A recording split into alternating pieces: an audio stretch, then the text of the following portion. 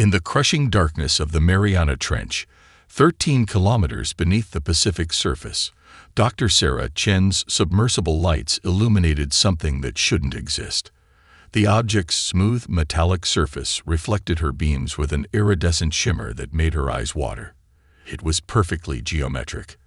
A dodecahedron the size of a small house, half buried in the ancient seabed. "Control, are you seeing this?" she whispered, though there was no need for silence in the pressurized cabin of the Nautilus AX. The quantum entanglement communicator, technology that officially didn't exist, ensured perfect transmission despite the crushing depths. "Affirmative, Doctor." Director Hammond's voice was steady, but she could hear the tension beneath his professional demeanor. "That makes 17 confirmed sites, all at exactly the same depth, all completely undisturbed until we found them." Sarah maneuvered the submersible closer, her trained eye noting details that would have seemed impossible for an artifact that had apparently rested here for millions of years. No coral growth, no sediment accumulation. The metal, if it was metal, showed no sign of corrosion despite the aggressive salt water environment. "Running the quantum resonance scan now," she reported, activating the classified sensor package that had been installed on the Nautilus AX specifically for this mission. The readings made her breath catch. "Sir, it's active. Low power, but definitely running." "After all this time?" "Just like the others," Hammond confirmed. "Keep your distance, Doctor. We don't want to trigger any defensive measures." Sarah was already backing away, her hand steady on the controls despite her racing heart.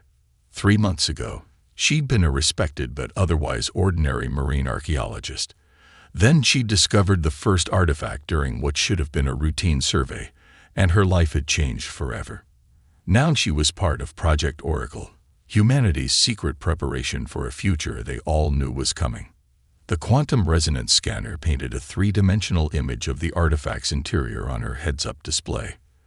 Like the others, this one contained machinery beyond current human understanding, though their best engineers were learning quickly. Most importantly, it contained data, vast amounts of it, stored in crystalline matrices that somehow remained intact after millions of years. "Beginning data extraction," she announced, letting the AI handlers back at Oracle Command take over the delicate process. As she watched, streams of alien code began flowing across her secondary screens. "Sir, this one's different. The data structure. It's not like the others." "Different how?" Hammond's question was sharp. "The others contained star charts, technical specifications, cultural records. This looks more like..." She paused, studying the patterns. "Sir, I think this is a warning." Before Hammond could respond, Sarah's proximity alerts blared. Something was moving in the darkness beyond her lights. Something big. "Control, I'm detecting biomass. Massive biomass. Whatever it is, it's coming up from below." Her hands flew across the controls, bringing the submersible's defensive systems online. Another set of modifications that didn't officially exist. "Get out of there, Doctor. Now." Sarah had already begun her ascent, but her eyes remained fixed on the darkness below. Her sensors painted an impossible picture, a creature larger than any known deep-sea organism, moving with deliberate purpose toward the artifact. As she watched, massive tentacles emerged into her light cone, wrapping around the dodecahedron with almost gentle precision. "Control, you're not going to believe this. It's protecting it. The creature. It's some kind of guardian." The tentacles had completely encircled the artifact now, and she could see patterns of bioluminescence beginning to pulse along their length. Not random patterns, ordered sequences, like data transmission. "Dr. Chen, return to surface immediately. Do not attempt further contact." But Sarah wasn't listening anymore. The patterns of light had changed, and now they were being directed at her submersible. Without conscious thought, her hand moved to the strange crystal pendant she'd worn ever since childhood, the one that sometimes seemed to hum in her dreams. Right now, it was vibrating against her chest, warm even through her pressure suit. "Sir," she said quietly, "I don't think we found these artifacts. I think they found us. And I think they've been waiting." The creature's bioluminescent display suddenly intensified, and Sarah felt something brush against her mind. A presence vast and alien and somehow familiar. Images flooded her consciousness. Stars wheeling through space, great fleets of living ships, and a darkness between galaxies that hungered. She saw humanity reaching to the stars, saw the choices that lay before them, and understood why the artifacts had revealed themselves now. "Control," she managed, her voice shaking. "We need to accelerate the timeline. They're coming. All of them. And we're not ready." The quantum entanglement communicator crackled with static. Impossible, given its nature. And through it came a voice that wasn't Hammond's. It spoke in no language Sarah knew, but she understood it perfectly. "The Watchers have awakened. The sleepers rise. The long night approaches. In orbital installations and deep underground bunkers across Earth, other artifacts suddenly hummed to life. In classified facilities, researchers working on reverse-engineered alien technology looked up as their projects began operating independently. And in countless ordinary homes, people woke from dreams of stars with their hands pressed to their temples, aware for the first time of the potential that had always lurked in their genes. The silent signal spread across the globe. First contact wasn't coming. It was already here. Had been here for millions of years, waiting for humanity to reach the right point in their development. The artifacts weren't just tools or records. They were tests. And humanity had just passed the first one. In the depths of the ocean, Sarah Chen watched as the giant creature began to change, its biology restructuring itself into something that defied her understanding. The artifact at its center pulsed with increasing power, and she knew she was witnessing something that would rewrite human history. "Control," she transmitted. "You need to get the Security Council together. Now. Because I don't think we're dealing with invasion or first contact anymore." She paused, watching as more bioluminescent shapes emerged from the darkness below. "I think we're dealing with recruitment." As her submersible began its long ascent to the surface, Sarah's mind was already racing with implications. The crystal at her chest hummed in harmony with the signals being broadcast from the depths, and she understood now why she'd always been drawn to the ocean's deepest places. Some part of her had always known what waited below. Humanity had spent decades preparing for first contact, imagining every possible scenario. But no one had considered this, that the aliens might have been here all along, watching, waiting, preparing humanity for a war they couldn't face alone. A war that was about to begin. The question was, were they ready? Director Hammond's voice returned, clear now. "Dr. Chen, surface immediately. Protocol Omega is now in effect." She heard the gravity in his voice and knew that across the globe, carefully prepared plans were being activated, plans that would transform human civilization overnight. As the pressure outside her submersible gradually decreased, Sarah watched the swirling patterns of light fade below her. The crystal pendant continued its steady hum, and in her mind, she could still see those visions of what was to come, of the role humanity would play in events beyond their imagination. They had thought they were searching for artifacts. Instead, they had found humanity's mentors, guides who had waited millions of years to help them take their next evolutionary step, and not a moment too soon. The war for survival was coming, but humanity wouldn't face it alone, and they wouldn't face it unprepared. In the darkness below, the Watchers continued their ancient vigil, their bioluminescent signals spreading across the ocean floor like a living network. The long night was approaching. But this time, they had hope. The Confederation vessel Eternal Glory materialized at the edge of Sol's heliopause, exactly as their tactical simulations had predicted, an impressive display of technological superiority, meant to awe the primitive civilization they'd detected. Supreme Commander Zack still stood on his command deck, all four arms clasped behind his back, watching the holographic display of the target solar system. "Status report," he commanded, his crystalline exoskeleton catching the light from nearby displays. Local civilization detected primarily on third planet, minimal presence on fourth planet, and natural satellite, his science officer reported. Primitive fission and fusion power sources. Early spaceflight capability. No quantum communications detected. No gravitic drives. Classification. Pre-contact level 2. Zack still allowed himself a small gesture of satisfaction, a slight ripple of his crystalline surface that his crew would recognize as pleasure. Pre-contact level 2 civilizations were his favorite. Advanced enough to understand they were being conquered, primitive enough to be unable to resist. Standard diplomatic protocol then, he ordered. Show them our. Sir. The sensor operator's crystalline form pulsed with alarm patterns. Energy spike from the target planet. A beam of coherent light, primitive but effective, lanced up from Earth's surface toward their position. It missed by several thousand kilometers, exactly the kind of accuracy you'd expect from such an underdeveloped world. They dare. Zack Still's surface rippled with amusement. Send the standard warning packet. Let them know the consequences off. Receiving transmission, sir. Audio-visual, using spectrum analysis of our own scanning beams. They've already decoded our basic communications protocols. Impressive, Zack Still thought.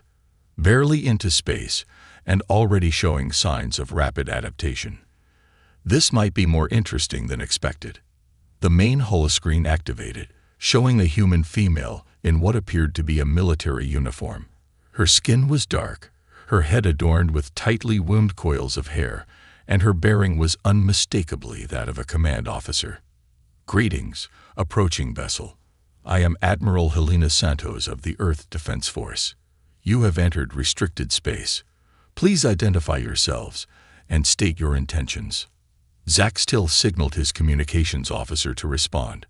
I am Supreme Commander Zack Still of the Galactic Confederation. Your solar system has been scheduled for integration into our territory. Prepare for preliminary assessment and categorization. The human showed no sign of fear or surprise. We are a sovereign species, Commander. We do not recognize your authority to integrate our territory. Your recognition is unnecessary, Admiral. Your civilization has been classified as pre-contact level 2. Integration is mandatory for your own protection and development. He paused for effect. Resistance would be unfortunate. Admiral Santos smiled. It was not a pleasant expression. Perhaps you should scan our system again, Commander, more thoroughly this time. Zack Still gestured to his science team. New data began flowing across his neural link, and for the first time in his long career, he felt his crystalline form vibrate with uncertainty. The human's apparent primitive state was a carefully constructed facade. What had seemed like crude fission plants were actually containment facilities, masking something far more sophisticated. Their seemingly basic satellites were equipped with stealth systems that his sensors were only now penetrating, and beneath the oceans. Impossible, he whispered. The Death Guardians. They're active. We've been waiting for you, Santos said, her smile widening. Or rather, we've been waiting for someone.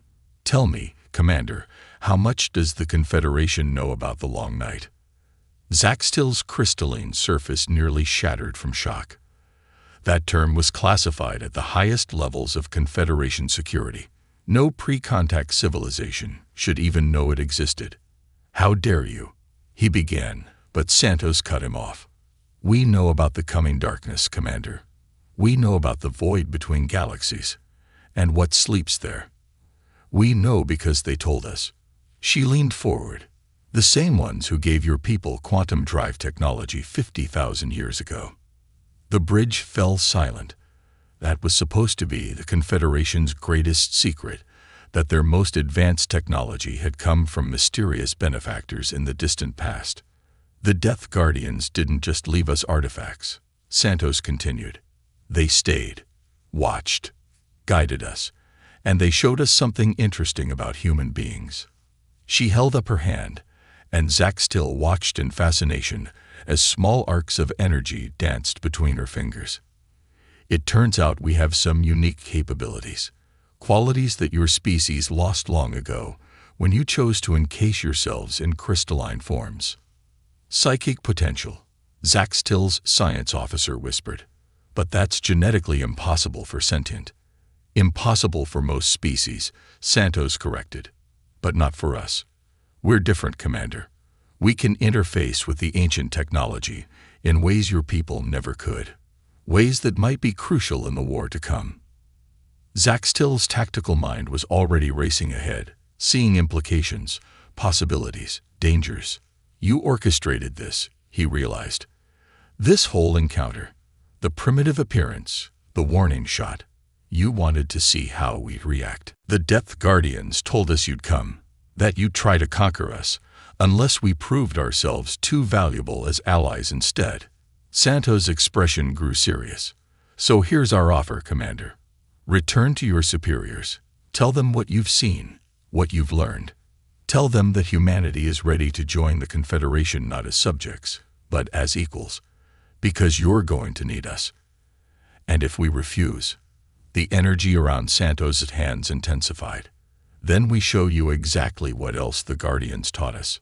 Before Zaxtil could respond, his sensor officer's crystalline form pulsed with new alarm patterns. "Sir, detecting multiple energy signatures, emerging from lunar orbit, from the asteroid belt, from deep space tracking stations we hadn't detected." The holographic display filled with new contacts. Ships of human design, but incorporating technologies that should have been centuries beyond their development.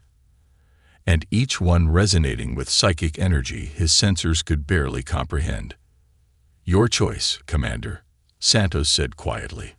"Allies or enemies. But choose quickly. The long night approaches, and we all need to be ready." Zaxtil stared at the display, at the power readings that defied his understanding, and made the only logical choice. "Lower defensive screens," he ordered his crew. "Admiral Santos, the Confederation would be interested in opening diplomatic relations with your species." Santos nodded, satisfied. "Wise choice, Commander. Now shall we discuss the real threat? The one your leaders have been hiding from your people. The reason the Depth Guardians chose humanity as their successors." As his ship prepared to dock with a human space station that had suddenly appeared from behind sophisticated cloaking fields, Zaxtil realized that everything he thought he knew about the galaxy was about to change. The humans hadn't just been preparing for first contact. They'd been preparing for war. A war his own people had been desperately trying to delay. And somehow, impossibly, these newcomers might hold the key to winning it. Assuming, of course, they could be trusted. Zaxtil had a feeling that humanity's deceptions had only begun to be revealed. The long night was coming. And with it, secrets older than the Confederation itself were about to emerge from the depths of space, and from the depths of Earth's oceans. Deep beneath the Indian Ocean, in a facility known only as Nexus Point, Dr. Sarah Chen stood before a wall of floating holographic displays. Each showed different feeds: the Confederation diplomatic delegation aboard the orbital station, deep space sensor readings, and most importantly, the growing network of activated Guardian sites across Earth's oceans. "They're all awake now," she said, her voice carrying to the assembled world leaders and military commanders in the amphitheater behind her. "Every artifact, every Guardian creature we found, they're all active. And they're waiting for us to take the next step." The crystal pendant at her throat hummed in harmony with the massive artifact suspended in the chamber behind her, a perfect dodecahedron identical to the one she'd found months ago, but now fully activated and pulsing with internal light. "Dr. Chen," the Chinese premier spoke up, "you're certain about the information they've shared? About this threat?" Sarah turned, her eyes glowing faintly with the same bioluminescent patterns they'd observed in the Guardian creatures. "Let me show you." She raised her hands, and the holographic displays merged into a single massive projection. The assembled leaders gasped as the room seemed to transform around them, becoming a window into deep space. "What you're seeing isn't a recording," Sarah explained. This is live feed, transmitted through the quantum network the Guardians built millions of years ago. This is the space between galaxies. In the seemingly empty void, something moved. Something vast. We used to think space was empty. Sarah continued. We were wrong. There's something out there. Something that's been consuming civilizations for billions of years. The Confederation found evidence of it, but they didn't understand what they were seeing. They didn't have the ability to interface with Guardian technology the way we do. The projection zoomed in on the movement. In the darkness between stars, shapes became visible, organic yet geometric, like living mathematics given form. They were planet-sized, yet somehow hidden from conventional detection. The void carriers, Sarah said softly. Living ships, each containing millions of something else, something that sees galactic civilization as nothing but food. They've done this before, waited in the spaces between galaxies, waited for life to evolve and develop, waited until the biomass was worth harvesting. The Guardians were part of the last civilization to face them. Part of. The Russian president asked sharply. What happened to the rest? Gone. Consumed. The Guardians were their version of us, specially evolved organisms capable of interfacing with their technology. But they weren't enough. Their civilization fell. So they seeded other galaxies with their artifacts, their technology, their own modified genetic code, waiting for a species that could finish what they started. On the main screen, Admiral Santos's face appeared. The Confederation delegation is unsettled by our capabilities, especially after the demonstration. Sarah nodded. Hours earlier, they'd shown the aliens exactly what a trained human psychic could do with Guardian technology. The demonstration had involved moving a small moon, temporarily. They should be unsettled, she replied. Their entire civilization is built on fragments of Guardian technology they barely understand. We can interface with it directly, control it instinctively. The Guardians didn't just leave us their tools. They've been actively guiding our evolution for millions of years. The Secretary General of the UN stood up. Admiral, you're both saying that humanity's natural psychic potential, combined with Guardian technology, makes us uniquely capable of fighting these void carriers. But why us? Why Earth? Sarah smiled sadly. Because we're predators too. Because we evolved on a death world by Guardian standards. Because we understand violence in a way most civilized species don't. She gestured, and the holographic display shifted to show human history, wars, innovations, adaptations. We created new weapons even when we were still using stone tools.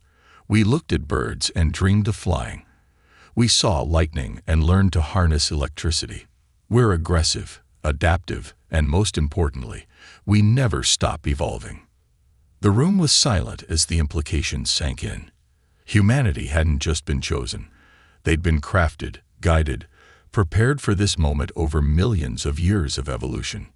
A new alarm sounded. On the displays, the deep space sensors showed movement. The void carriers were accelerating. They've detected our awakening, Sarah announced. They know the Guardians' plan succeeded, that we've achieved the potential they engineered into our species. She turned to face the world's leaders. We don't have decades to prepare anymore. We don't even have years. They're coming. Admiral Santos' image nodded grimly. The Confederation fleet is already mobilizing. They know they need us now. Their technology, combined with our abilities and the Guardian artifacts. She left the thought unfinished. How long? The Chinese premier asked. Sarah checked the quantum readings. At their current acceleration, 18 months. Maybe less. They'll reach the outer solar system first, then. She stopped as her pendant suddenly pulsed with blinding light. Around the world, every Guardian artifact activated simultaneously. In the depths of the oceans, massive shapes began to rise. No, she whispered. The calculations were wrong. They're not just coming. Her eyes widened as new information flooded her mind through the Guardian network. They're already here, advanced scouts, hidden in the Oort cloud, watching us just like the Guardians did, waiting to see if we'd become a threat. On every screen, sensors showed new contacts appearing. The void between planets was no longer empty. The war for survival wouldn't begin in 18 months. It was starting now. Sarah looked at the assembled leaders of humanity, saw the same fierce determination in their eyes that she felt in her heart. "Well," she said, managing a grim smile, "we wanted to test our new capabilities. Looks like we'll get our chance sooner than expected." The Guardian artifacts pulsed again, and across Earth, millions of humans felt the call. The awakening wasn't just about technology or ancient artifacts. It was about humanity itself, about the potential it had been sleeping in their genes since before their species had a name. The long night hadn't just arrived. It had brought the dawn of humanity's true power with it. And in the depths of Earth's oceans, the Guardians began to rise, ready to fight alongside the species they had waited so long to meet. The real war was about to begin. The void between Mars and Jupiter erupted with light as the first void carrier emerged from its quantum cloak. The massive biomechanical entity, larger than Earth's moon, pulsed with cancerous patterns of non-Euclidean geometry that hurt human eyes to observe. But Sarah Chen didn't look away. Couldn't look away. She stood on the bridge of the Earth Defense Force flagship Prometheus, her hands pressed against a living control panel that had once been part of a Guardian artifact. The crystal at her throat resonated with the ship's quantum core, connecting her mind to both the vessel and the vast network of Guardian technology that humanity had awakened. Multiple contacts. Tactical Officer Jackson reported, his own eyes glowing with the same bioluminescent patterns as Sarah's. They're everywhere. The scout vessels were just the beginning. Beside them, Supreme Commander Zach Still's crystalline form vibrated with frequencies that humans had learned to recognize as fear. Impossible. Our deepest space scans showed we had months. They were letting us see what they wanted us to see, Sarah interrupted. Just like we did with you. She managed a grim smile. Ironic, isn't it?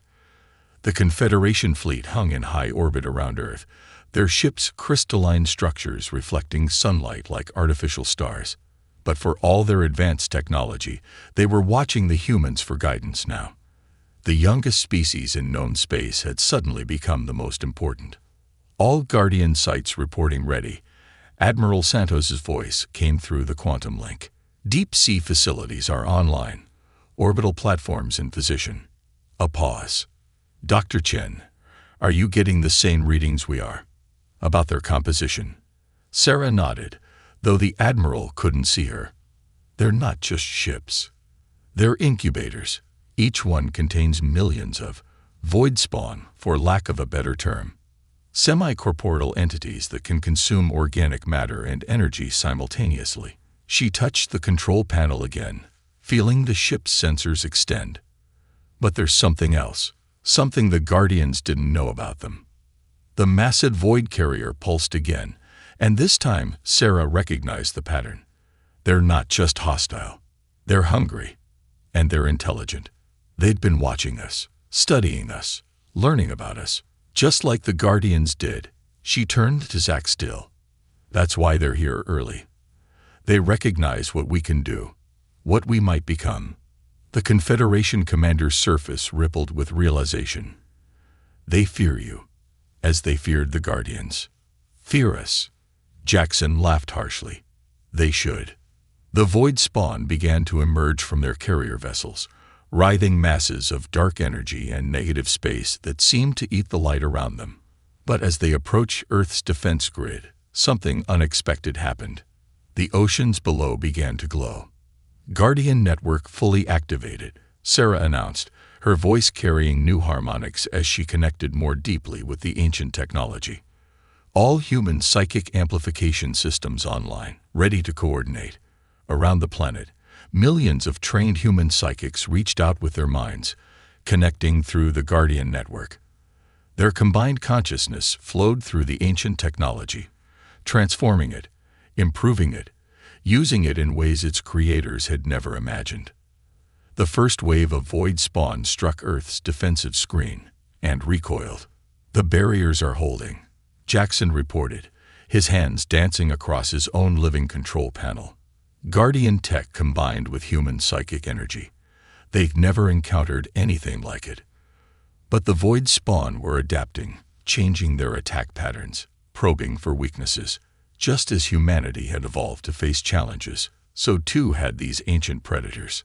"Confederation fleet," Sarah broadcast. "Maintain your position. Your weapons won't be effective against their primary forms, but when we disrupt their energy matrices," she sent tactical data through the quantum link. "That's when we'll need your crystalline weaponry. Time it precisely." Zack Still's form pulsed with acknowledgement. "To think," he mused, "just days ago, we thought you were primitives to be conquered. Now we follow your lead against galaxy-spanning horrors." "The universe has a sense of humor," Sarah replied. Then, more seriously, "All ships, all stations, prepare for synchronized assault. Time to show them why the Guardians chose humanity."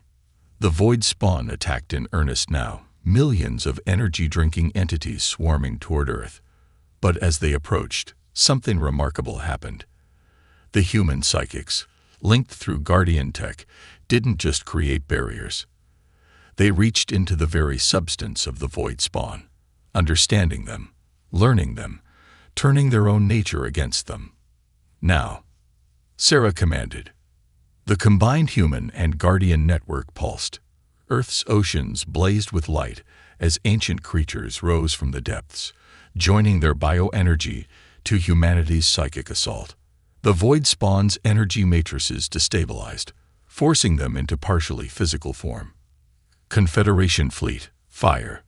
Crystalline beams lanced out from the alien ships, shattering the now vulnerable void spawn. The coordination was perfect. Human psychic attack, Guardian energy manipulation, and Confederation killing power, all working in concert. But more void spawn emerged from the carriers. Endless waves of them, each learning from the last, adapting, evolving. Sarah felt blood trickle from her nose as she maintained her connection to the network. Around the world, other psychics were experiencing the same strain. They were winning this battle, but at a cost. And more void carriers were arriving every moment. "We need something more," she whispered. Then she felt it. A pulse from the deepest Guardian sites, a new possibility emerging from humanity's unique interface with the ancient technology. "Admiral," she called, "I need authorization to attempt something unprecedented. The Guardians, they left us more than weapons or tools. They left us a key to something they could never use themselves." "Explain," Santos demanded. "We can't just fight the void spawn," Sarah said. "We need to understand them, become them, and then become something more." She took a deep breath. "The Guardians didn't just guide our evolution. They prepared us to take a leap they never could, to transcend normal space the way the void spawn do, but remain ourselves, remain human." Silence filled the quantum network as the implications sank in.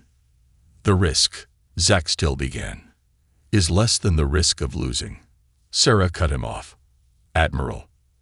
A moment's pause, filled with the sound of battle. "Do it," Santos ordered. Sarah closed her eyes and opened her mind fully to the Guardian network. Around the world, millions of humans did the same.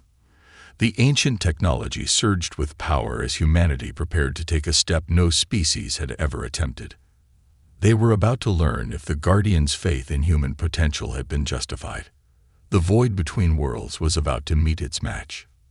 The transformation began with a scream. Not a sound in air, but a psychic resonance that rippled through the quantum network as millions of human minds pushed beyond the boundaries of conventional spacetime. Sarah Chen felt her consciousness expand, merge with the Guardian technology, and then transcend.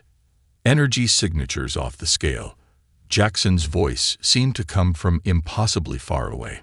All human psychics showing unprecedented neural patterns. The Guardian network is evolving. Sarah opened her eyes, but she wasn't seeing with just her physical form anymore. Her consciousness extended through the void between planets, touching the very essence of their ancient enemies. The void spawn weren't just entities of negative space and hungry darkness. They were failed attempts at transcendence, corrupt echoes of what humanity was becoming. "We understand now," she broadcast, her voice carrying harmonics that made the Confederation crew's crystalline forms resonate. "The Guardians didn't just choose us. They made us, engineered us, not to fight the void spawn, but to succeed where they failed, to become something new." Around Earth, the ocean's surface blazed with impossible colors as the Guardian creatures rose en masse, their massive forms merging with human consciousness through the ancient network. They weren't just allies or teachers anymore. They were becoming part of humanity's collective transformation. The void spawn surged forward, sensing the change, desperate to stop what was happening. But they were too late. Sarah reached out, not with weapons or barriers, but with understanding. Through the Guardian network, through millions of linked human minds, she touched the void spawn's fundamental nature and rewrote it. "They're not evil," she realized, the knowledge flowing through the network to all connected humans. "They're not even truly hostile. They're hungry, empty, trying to fill a void that can never be filled, just like we were before we learned to connect, to transcend." Commander Zack still watched in awe as the space around Earth began to change. The void spawn weren't being destroyed. They were being transformed. Human consciousness, amplified by Guardian technology and fueled by millions of years of guided evolution, was reaching into the very fabric of reality and reshaping it. "All Guardian sites reporting critical mass," Admiral Santos announced, her voice tight with concentration. "The transformation is spreading through the network. Dr. Chen, it's time." Sarah nodded, though she was barely aware of her physical form anymore. Her consciousness, joined with millions of others, reached toward the massive void carriers, not to destroy them, but to complete the work the Guardians had begun millions of years ago. "They engineered us to be predators," she broadcast to all channels, human and alien alike. "But they also gave us something the void spawn never had, something the Guardians themselves couldn't achieve: the ability to change, to grow, to transcend without losing our humanity." The void spawn's aggressive advance faltered as their basic nature began to shift. The hunger that had driven them for billions of years wasn't being eliminated. It was being transformed into something else, something new. "Now," Sarah commanded. In that moment, humanity took its final evolutionary step, not away from their physical forms, but beyond them. Each human psychic became a bridge between normal space and the void, between matter and energy, between what was and what could be. The void carriers, those moon-sized incubators of cosmic horror, shuddered as their contents underwent the same transformation that had begun in humanity. The void spawn weren't being destroyed. They were being reborn. "My God," Zack still whispered, watching his sensors try to make sense of what was happening. "You're not just fighting them. You're changing them, making them like you. Not like us," Sarah corrected, her voice now carrying harmonics that seemed to echo from the beginning of time, "into what they always should have been, what the Guardians tried to make them become, before they failed and had to seed the galaxies with their backup plan. Us." The transformation cascaded through space like a wave of creation. The void spawn's hunger became curiosity. Their drive to consume became a drive to understand. Their emptiness was filled with the same connection that now linked all of humanity. Hours passed as the change spread through the solar system. When it was done, Earth was no longer just humanity's cradle. It was the birthplace of something unprecedented in the universe's history, a synthesis of human consciousness, Guardian technology, and the transformed essence of the void spawn themselves. Sarah finally opened her physical eyes, though her expanded consciousness continued to resonate through multiple dimensions of reality. "Admiral," she said softly, "mission accomplished. Though I don't think any of us truly understood what the mission was until now." The Confederation fleet hung in orbit, their crystalline ships glittering in the light of a sun that seemed somehow brighter now. Zack Still's voice came through the quantum link. What? What do we do now? Sarah smiled as she felt the transformed void spawn reaching out with new awareness, felt the Guardian network humming with fulfilled purpose, felt humanity's consciousness expanding to embrace its new role in the cosmos.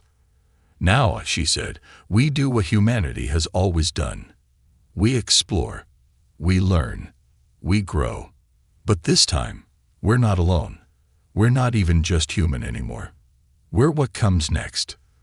The transformed void spawn, once the galaxy's greatest threat, now moved through space with grace and purpose, their ancient hunger transformed into a desire to create rather than consume. The Guardian creatures, their long vigil finally complete, began to share the full scope of their knowledge with their chosen successors. And humanity, standing at the edge of an evolution greater than any species had ever achieved, looked out at the universe with new eyes. They had not just survived the long night. They had transformed it into an endless dawn. The silent guardians had completed their mission. Their chosen species had not just met their potential. They had exceeded it. Above Earth, Sarah Chen stood on the bridge of the Prometheus, simultaneously present in normal space and the void between dimensions, and smiled. The real journey was just beginning. And this time, all of creation would evolve together. The miscalculation. The Krathon Empire had ruled the Andromeda sector for 3 millennia without challenge. Their massive warships, each stretching 5 kilometers in length, had crushed 100 civilizations beneath their crystalline hulls. Supreme Commander Thrakos stood on the bridge of his flagship, the Inevitable Victory, reviewing the latest intelligence reports from their deep space scouts. His forearms moved with practiced precision across the holographic displays, analyzing data streams that would overwhelm lesser minds. The scout commander, a younger Krathon named Velix, trembled as he delivered his report. His scaled skin shifted from deep purple to pale violet, a clear sign of nervousness among their species. The discovery he had made would change everything the Empire believed about the galaxy. In a remote spiral arm of the Milky Way on the third planet of an unremarkable yellow star, existed a species that had somehow escaped the Empire's notice. They called themselves humans, and according to initial scans, they had only recently achieved faster-than-light travel. Thrakos examined the data with the confidence of someone who had conquered worlds before these humans had even discovered fire. The tactical analysis showed a species with approximately 300 military vessels scattered across their home system. Their largest ship, which the humans apparently called the USS Constitution, measured barely 800 meters in length. By Krathon standards, it was a patrol boat at best. The weapon signatures suggested primitive plasma cannons and basic shield technology that the Empire had surpassed 1,000 years ago. The decision to conquer Earth came easily to the Supreme Commander. The Empire needed new resources, and this young species would make adequate servants once properly educated in their place within the galactic hierarchy. He dispatched Vice Admiral Corvin with a standard subjugation fleet of 50 warships. It was more than enough firepower to glass entire continents if the humans proved troublesome. The journey to Earth would take 3 standard cycles, giving the humans no time to prepare even if they detected the approaching fleet. What Thrakos didn't know was that the ships his scouts had detected were not humanity's military fleet. They were training vessels, crewed by Academy cadets on their final examination exercises. The real human fleet operated far beyond Earth's solar system, hidden in dimensions that Krathon technology couldn't detect. Admiral Sarah Chen commanded these forces from her flagship, a vessel that existed partially outside normal space-time. She had been monitoring the Krathon scouts for months, allowing them to see exactly what humanity wanted them to see. When Vice Admiral Corvin's fleet dropped out of hyperspace near Neptune, they found the human training fleet arranged in what appeared to be a desperate defensive formation around Earth. The USS Constitution moved forward, broadcasting a message of peace and requesting dialogue. Corvin laughed at the transmission, his translator converting the harsh barking sound into something the humans could understand. He responded with the Empire's standard terms of surrender, giving humanity 1 rotation of their planet to submit or face annihilation. Captain Michael Torres commanded the Constitution, though he was technically still an instructor at the academy. His students, barely out of their teens, looked to him for guidance as 50 alien warships surrounded their small fleet. He opened a secure channel to Admiral Chen, who was watching from a parallel dimension. Her orders were simple and clear. Let them think they're winning. Give the cadets real combat experience, but keep casualties to a minimum. The actual fleet would remain hidden unless absolutely necessary. The battle began at dawn over the Pacific Ocean. Corvin ordered a demonstration of power, having 5 of his ships fire warning shots that vaporized several asteroids in the belt between Mars and Jupiter. The explosion was visible from Earth's surface, causing panic in major cities as people realized their first contact with alien life had become an invasion. The human training fleet responded by scattering, using seemingly chaotic maneuvers that the Krathon interpreted as fear and confusion. In reality, every movement was carefully calculated. The cadets had been drilling these exact scenarios for months, though they hadn't known they would face real aliens. Their ships danced between the massive Krathon vessels, using their smaller size and surprising agility to avoid the devastating main guns. When they returned fire, their shots seemed wild and poorly aimed, many missing entirely. Corvin grew more confident with each passing minute, convinced he was facing a species that had barely mastered space combat. Then something unexpected happened. The human ships began to move in patterns that created gravitational distortions, using their own engines to bend space in ways the Krathon had never considered. The wild shots hadn't been missing at all, but had been creating a web of energy that suddenly snapped tight around 3 Krathon destroyers. The alien ships found themselves pulled together by artificial gravity wells, their hulls crumpling under forces they couldn't escape. In seconds, 3 of the Empire's finest warships had been reduced to compressed metal spheres. Corvin's confidence shattered like glass. He ordered his fleet to adopt serious combat formations, abandoning the casual superiority they had shown. The humans had somehow developed tactics that turned their apparent weakness into strength. The training fleet continued their hit-and-run attacks, losing only 2 ships while destroying 8 more Krathon vessels. Each human ship that fell was evacuated moments before destruction, though the Krathon didn't notice the teleportation signatures hidden within the explosion's energy release. The battle raged for 6 hours before Corvin ordered a retreat. He had lost nearly a quarter of his fleet to what he had thought were primitive humans. His report to Supreme Commander Thrakos sparked outrage throughout the Empire's military hierarchy. How could training vessels with obsolete technology defeat ships that had conquered entire star systems? The answer, Thrakos decided, was that Corvin had been incompetent. The humans had gotten lucky, exploiting a commander who had underestimated them. Unknown to the Krathon, Admiral Chen had watched every moment of the battle. Her tactical staff analyzed the Empire's technology, their tactics, and their weaknesses. The training fleet had performed beyond expectations, but more importantly, they had gathered intelligence that would prove invaluable. The cadets were quietly relocated to secure facilities, their families told they were on extended deep space assignments. Earth's media was fed a story about a meteor shower and unusual solar activity to explain the lights in the sky. The Empire spent the next 6 months assembling the largest invasion fleet in their history. 2,000 warships led by Supreme Commander Thrakos himself would show humanity the true meaning of power. They brought planet crackers, weapons that could split worlds in half. They brought biological weapons that could rewrite DNA in seconds. They brought the collective might of 3,000 years of conquest and domination. As the massive fleet entered hyperspace, Thrakos was certain that humanity's luck had run out. The Awakening. The Krathon Armada emerged from hyperspace in perfect formation, their ships blotting out the stars as seen from Earth. Supreme Commander Thrakos had learned from Corvin's mistakes and positioned his fleet to prevent any escape. 2,000 warships surrounded Earth's solar system in a sphere of death, their weapons charged and ready. The planet crackers alone could reduce Earth to rubble within minutes. This time there would be no clever tricks, no lucky shots, no escape for the upstart humans. On Earth's surface, emergency sirens wailed in every major city. The planet's leaders had known this day would come since the first battle, but they had maintained the illusion of normalcy to prevent panic. President Lisa Washington stood in the United Nations Assembly Hall, addressing representatives from every nation. Her words were broadcast globally, reaching 13 billion humans across Earth and its colonies. She spoke of courage, of standing together, and of trusting in preparations that most people didn't even know existed. Admiral Chen materialized on the main tactical display, her image projected from a location that technically didn't exist in normal space. She had been waiting for this moment, the moment when humanity would reveal its true nature to the galaxy. For the past 50 years, ever since first achieving faster-than-light travel, humanity had been preparing for this eventuality.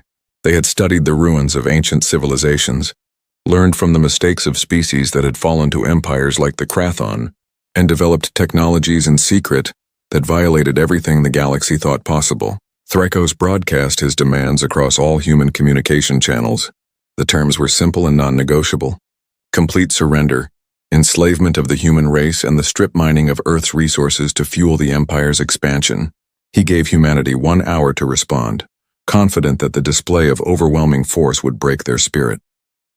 The training fleet, rebuilt with new cadets, moved into defensive positions that seemed pitifully inadequate against the Armada. 300 small ships against 2,000 behemoths was not a battle but an execution. Admiral Chen's response came not through normal communications, but directly into the mind of every Krathon in the fleet. The telepathic message was clear, and carried with it images that made even hardened warriors pause.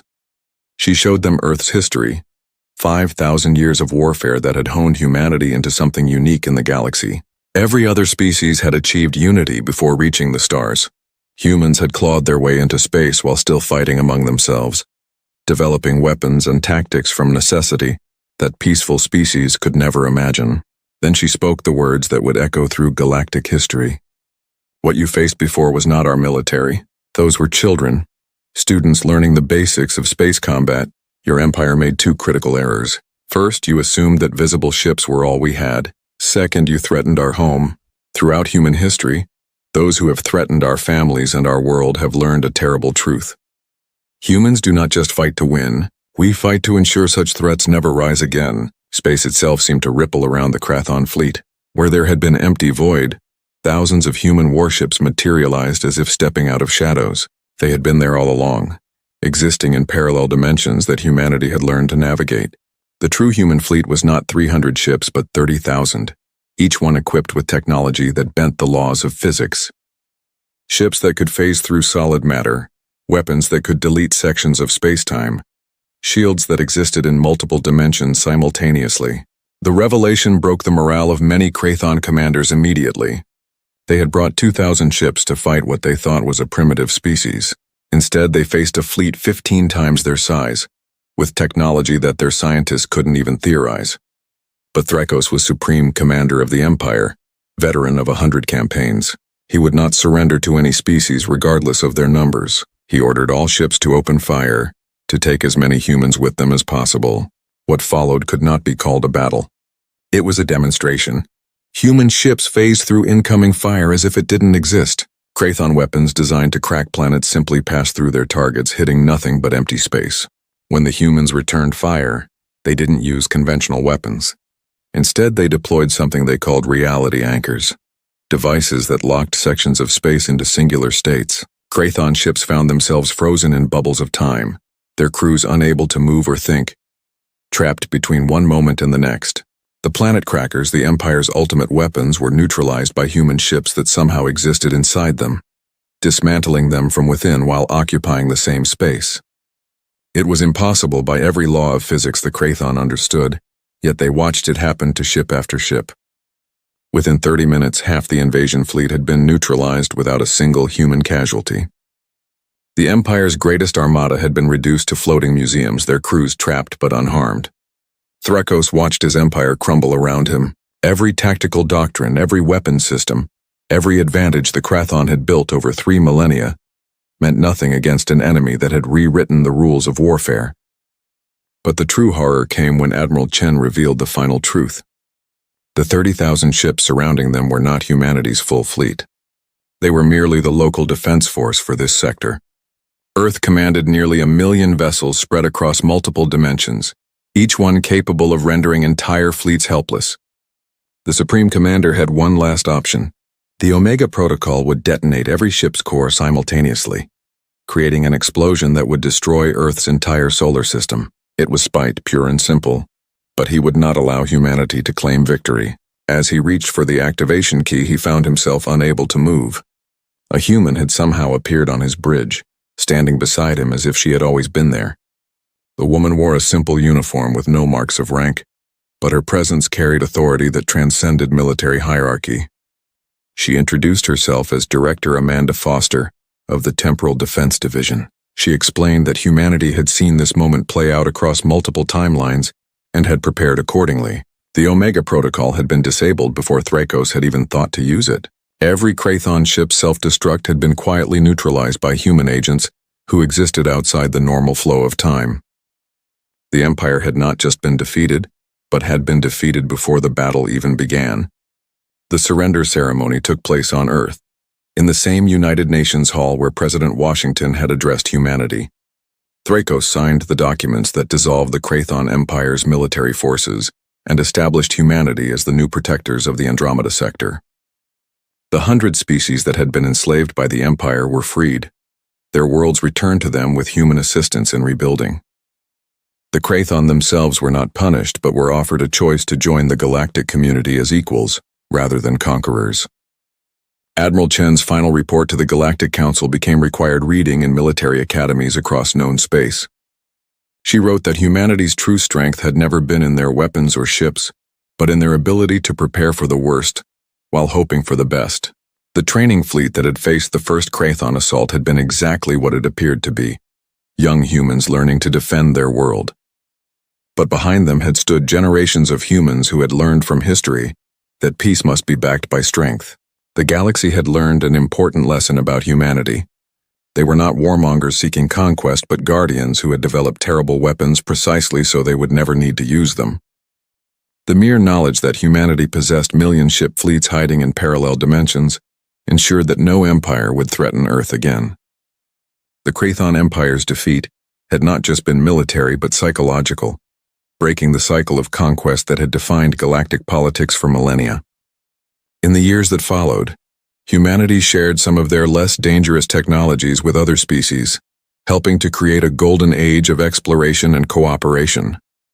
The training fleets continued their exercises, now joined by cadets from dozens of species learning human tactical innovation.